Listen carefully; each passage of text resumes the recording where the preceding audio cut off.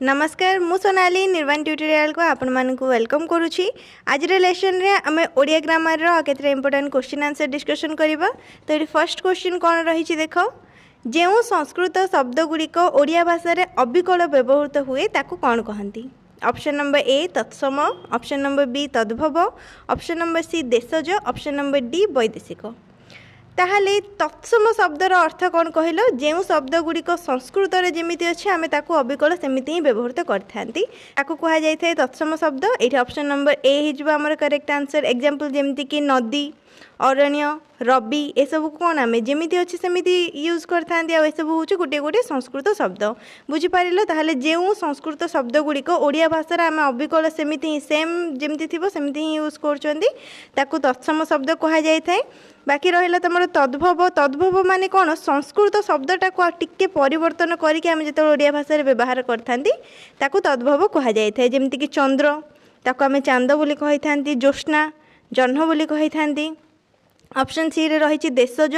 देशज माने कौन, जोटा कि संस्कृत नुहे कि प्राकृतिक नुहे, लोक मुहर आपे आपे से चली आसी कह जाए देशज बोली। उदाहरण आसो जमीक गिना, कुटा, टापरा यही सब।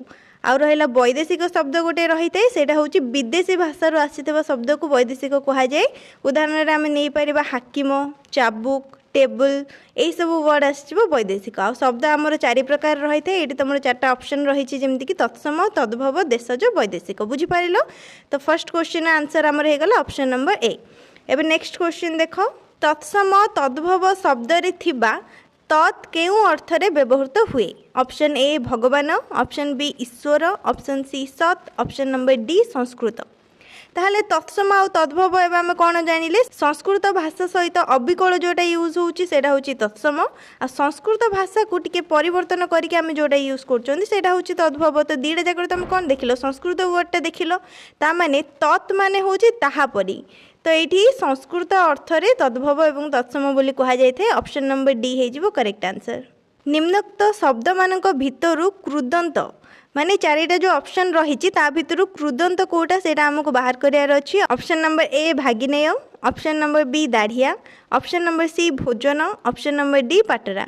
कृदंत कौन देख, संस्कृत धातु सहित जो प्रत्यय मिसिक रोचे से जो शब्दटा आसटा को आम कृदंत बोली कही था। जमीक उदाहरण आसो दर्शन। दर्शन आम कौन रही है, संस्कृत धातु दृश युक्त अन्न, अन्नटा गोटे प्रत्यय, दीटा मिसिले दर्शन होता है। तो ये चार्टा ऑप्शन भितर ऑप्शन नंबर सी होमर करेक्ट आंसर भोजन। भोजन रे भूजटा हूँ गोटे संस्कृत धातु, सेटा गोटे प्रत्यय माने अन्न सहित जो युक्त हुए भूज युक्त अन्न हो जाए भोजन। ऑप्शन नंबर सी आसमें आमर correct answer. Next question number 4, केउंटी वैदेशिक शब्द। वैदेशिक शब्द माने कौन, जोटा विदेशी शब्द कि विदेशी भाषार आसी। तो ये देख ऑप्शन रही आमर आवास, उवास, टेबल, भात। तो एमानक मध्यरु टेबलटा आमर गोटे वैदेशिक शब्द। ऑप्शन नंबर सी ये हो करेक्ट आंसर। क्वेश्चन नंबर 5, काठ, पत्थर, तालपत्र, कागज आदिर चिक्कण पृष्ठारे ध्वनि लिखा होइथिबारु ताकू कौन कहा जाए। ध्वनिर जो लिखित रूपटा रही है, ध्वनिटा को लेखिक रखा कौन बोली कह जाए। ऑप्शन रही लिपि, वर्ण, अक्षर, क्षर। ये आमर करेक्ट आंसर हो ऑप्शन नंबर ए लिपि। काठ, पत्थर, तालपत्र हो, कागज हो, केउठी भी ध्वनिटा जो लेखाई कि आसूची तार लिखित रूपटा को लिपि बोली कह जाए। नेक्स्ट क्वेश्चन देख, स्वर ध्वनि क्या कहती। आम जानी आमर दुईटा ध्वनि रही है, गोटे हूँ स्वर ध्वनि आ गोटे हूँ व्यंजन ध्वनि।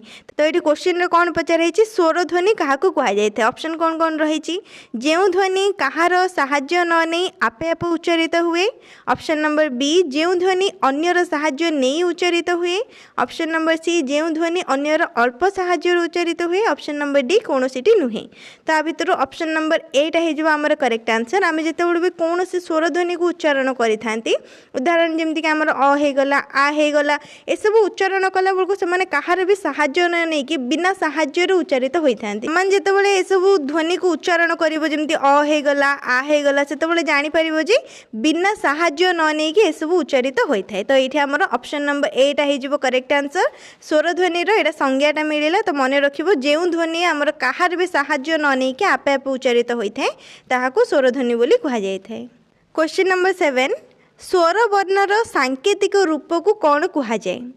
फल मात्रा सांकेतिक रूप संकेत स्वर वर्ण माने कौन कहल आम जो लिखि था आ हर्षई दीर्घई हर्षौ दीर्घौ ए सब को स्वर वर्ण बोली कहा जाए एवं ताकू आम गोटे मात्रा देके लिखि था कि नहीं आकार हर्षईकार दीर्घकार हर्षकार कौन जान स्वर वर्ण को जो आम संकेत लिखि था से कह जाए मात्रा ये आमर ऑप्शन नंबर बी हो करेक्ट आंसर। क्वेश्चन नंबर 8 शुद्ध शब्दटी बाछ शुद्ध शब्द बाछ माने ये आमको शब्द गोटे दिखाई चारिटा ऑप्शन रही तो से गोटे शब्दर ठीक बनान कौटा हम से आमको खोजिक बाहर करार अच्छी तो ये कौन दिखाई शब्द देख शत्रुघ्न दि जाइए चार्टा जाक ऑप्शन को भल भाव देखिए जदि ये आमर फर्स्ट ऑप्शनटा करेक्ट हो तो शत्रुघ्नर ठीक बनान कौन आसो तालव्यस तरे रफला हर्षकार घरे नफला ऑप्शन नंबर ए हो करेक्ट आंसर। बाकी 3टा ऑप्शन तुम स्पेलिंग ठीक नहीं करेक्ट नहीं तो 3टा जाक भूल हो। नेक्स्ट क्वेश्चन देख पद मध्य न स्थान न हवा को कौन कहुए ऑप्शन ए सत्व विधि ऑप्शन बी णत्व विधि ऑप्शन सी अशुद्धि ऑप्शन डी कौन सी नुहे जो भी न स्थान न हवाई कहुई कौन हो णत्व विधि हो तो ये आम ऑप्शन नंबर बी हो करेक्ट आंसर।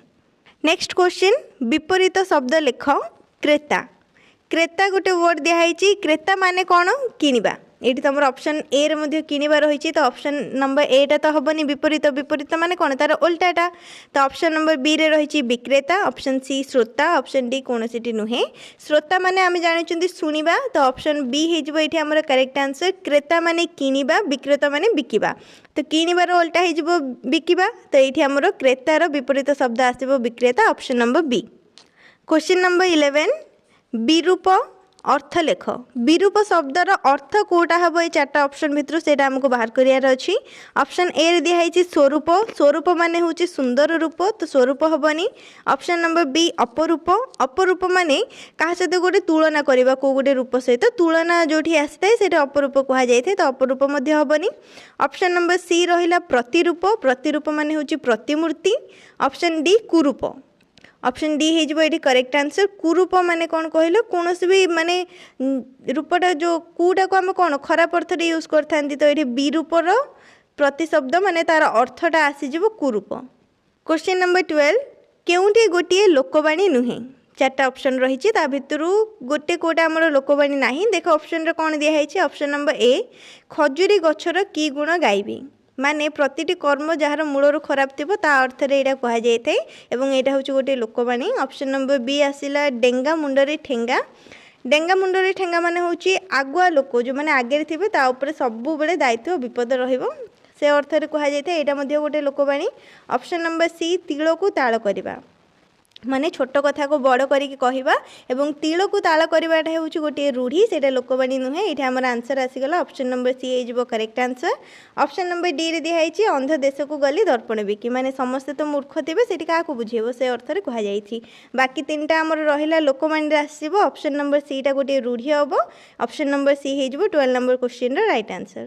क्वेश्चन नंबर 13 धीर अर्थबोधक शब्द धीर शब्दर अर्थ कौन से आमको कहबार अच्छी ऑप्शन रे रही जलधर नदीर धार धार देवा आस्ते धीर माने आम जानी जोटा कि धीरे धीरे होतुबो तो ये कौन हो ऑप्शन नंबर डी हो करेक्ट आंसर धीरर अर्थबोधक शब्द आसो आस्ते। क्वेश्चन नंबर 14 केउंटी अग्निर गोटे प्रतिशब्द नुहे ऑप्शन नंबर ए अंबर ऑप्शन बी अनल ऑप्शन सी बन्ही ऑप्शन डी पावक ताहले option number B C D जो 3टा रहा 3टी जाक होती अग्निर गोटे गोटे प्रतिशब्द ऑप्शन नंबर ए अंबर रही अंबर हूँ आकाशर गोटे प्रतिशब्द अग्निर नुहे ऑप्शन नंबर ए हो ये आमर करेक्ट आंसर।